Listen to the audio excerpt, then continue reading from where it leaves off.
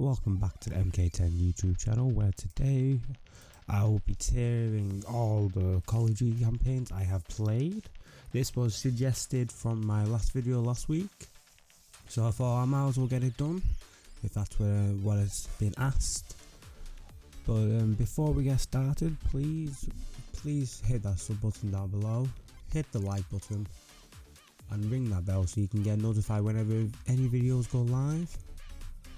And also, before we get started, there is 2 links down in the description. One for Killer Jerky, where you can get some amazing tasting jerky and amazing tasting sweets. Use that link for 10% off.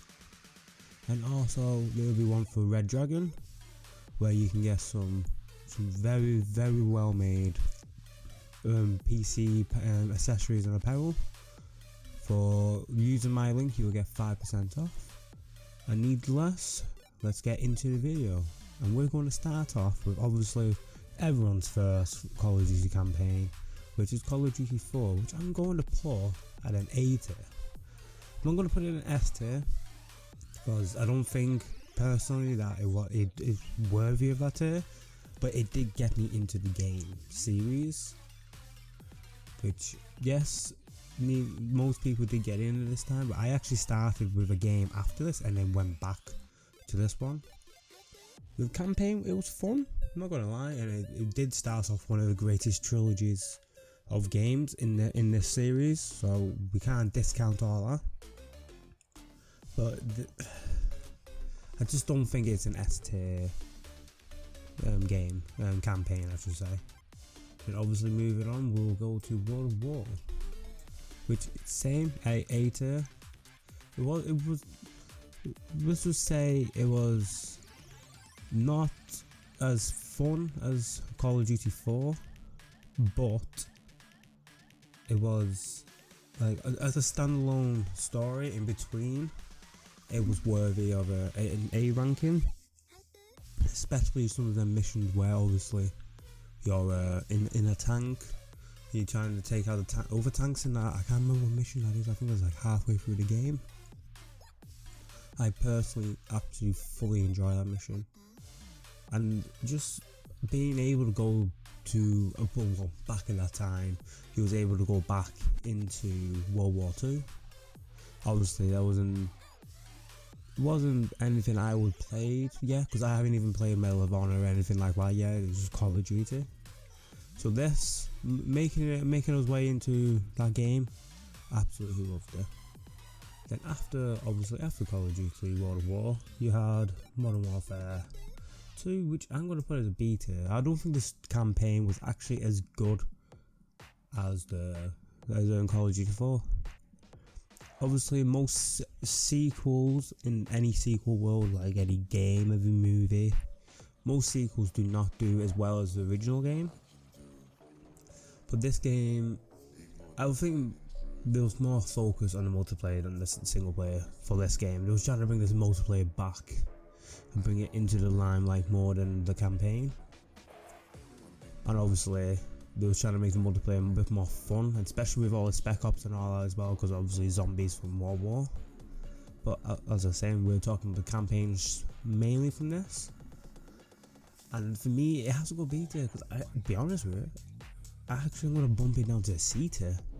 I can't remember the actual missions. I remember the main talking points of the campaign, but I don't remember the missions. Which, you need to kind of remember the missions. Moving on from that, what game was after that actually? I believe it was Black Ops. I'm going to put it as a B tier.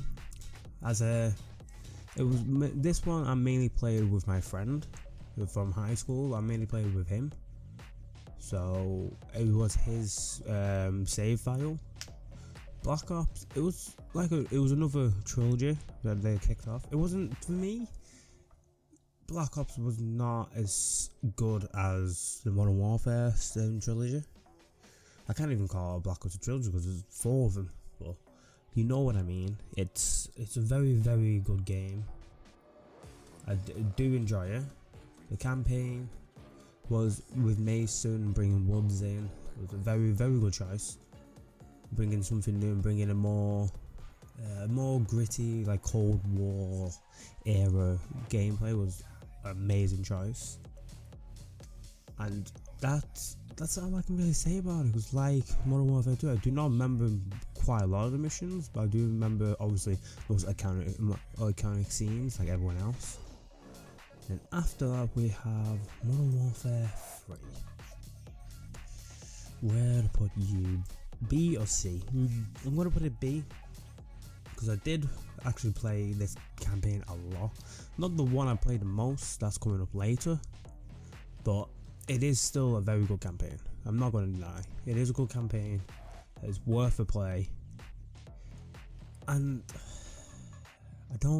some of the scenes I do not like in it, because not obviously because they were bad. It's just like, obviously spoilers one if you haven't played the game, but it's been out for so long. If you're watching this, you would have played it. When Soap dies, I think that was a really bad way to end his story arc. I think he should have continued, but that's just my opinion, obviously. But in Modern Warfare 3, I don't think it was all that like most people try and make it out. This is like for me when Call of Duty started going downhill story wise. That's just my personal opinion. I think quite a few other people have opinions like that, but this one, no, I'm not for it. I'm not for it. Then for Black Ops, I didn't actually play Black Ops 2, so I can't actually comment on that. And Black Ops 3, I did not actually, what's the best way to say? I didn't actually finish the campaign. I only did the first mission, so I don't actually know what this game is like. I might actually need to go back and play it, which I actually might do, because I do have the game. I just realised I actually do have Black Ops 3, so that might be a video. Or if you join me down at my Twitch, twitch.tv/mk10gamer, we probably play it on there, and I'll see if I can get Black Ops 2 and play that as well. We're going to move to COD Ghost. That's an S tier. Absolutely love this game. The story for me in that era of the game, amazing, absolutely amazing. Hoping, obviously, left in the cliffhanger. I am currently doing a playthrough on this channel. I thought I said my YouTube channel, but on this channel I am doing the playthrough. We are at part 15 at the moment, so there's not that many parts left. I think there's only 3 parts left. So if you want to move over and watch them and then get an idea what the story's like, I do 100% enjoy the story. It's like, for me, the best story, one of the best stories. It's the only thing that lets it down really is the campaign, and that's what most Call of Duty fans focus on. But this is an underdog, it's a sleeper. Most Call of Duty fans do sleep on this, so we'll see how it goes. I'm still hopeful for a Ghost 2. Most likely it's not gonna happen, but I'm still hopeful for it. And obviously straight after Call of Duty Ghost, we've got Advanced Warfare. I'm gonna put it as A tier, which is gonna actually contradict with some people, because they don't think the story was a good game. Obviously we had the origins of press F to pay respects. And I'm telling you, to be honest, I remember more of Advanced Warfare than I do of Modern Warfare 3. And I've played Modern Warfare 3 more than Advanced Warfare, like campaign wise. Advanced Warfare, it was at the time a fresh air. It was with the exosuits and everything. Obviously the supply drop system was not desirable, but that is a multiplayer thing, so we'll keep that to the side. We'll talk about that another day. We'll probably do another video where we rank all Call of Duty multiplayers, because some of the games that I haven't played the campaign for, I've played the multiplayer. So, but Advanced Warfare, what else can I say about Advanced Warfare? Like, the missions were good, were really well made, I should say, if I can get the words out. And it did set the ground of a life for exosuits. and they did make it a whole era of games with exosuits. So that's something to be said. We're going to move on to Infinite Warfare, which for me, trash, just complete trash. The campaign for me feels like it was just what's the best way to put it, a celebrity cash grab. Obviously bringing in, I think it was Conor McGregor, Kit Harrison. It's like they spend all the budget on bringing the stars in and then didn't focus on the actual story. Just hashed it together. And it didn't make any sense halfway through. It's like they just gave up and just thought, fuck it, we're not going to do this anymore. It just didn't make any sense at all. I don't know why, it just didn't. And then for the next game, we're going to talk about Modern Warfare. Obviously, this I think it's 2019, 18, I think it's 19 edition. Now the campaign, to be honest with you, beta, it wasn't great campaign, sorry, but it wasn't trash like Infinite Warfare was. Ooh, trust me. It was enjoyable. It does have some replayability about it, and it was coming back to the COD that we knew. There was too many stealth missions. And if you play Call of Duty, you don't want to do a stealth mission. You want to go in gun blazing and just shoot the place up. I was going to make a bad joke then. I remember this is a YouTube video, not a Twitch stream. So if you want to hear my bad jokes, as I said before, join my Twitch streams and you'll hear every single one of them. And then the next game we're going to talk about is World War 2. S-tier. Pardon me. It's an S-tier because graphically it was amazing. It's like he's watching a movie. But then some of the story beats in that game, I'm not going to go into detail about it because I know some people haven't actually played this game yet. But the story beats, I'm trying to word it in a way where it's not spoiler. It was, best way to put it, hard tugging at times, especially the very final mission. And you can tell they put time into the game. They put time into it. They made sure they made that game properly. Well, the campaign properly. It just, some of the additions, like you have to have a health pack, I didn't enjoy. The ammo, did not enjoy, and the grenades, it's like they didn't charge fast enough. And you always ran out at the wrong point. It's like the game design, it was designed for you to run out of health packs at a certain point. And it just wasn't a very good system. It wasn't. And I was so glad that they reverted from that system and went back to auto regen. It was more enjoyable for me that way. It just was, I don't know why. Sadly for this tier list that I'm using, there isn't a Vanguard one or Cold War.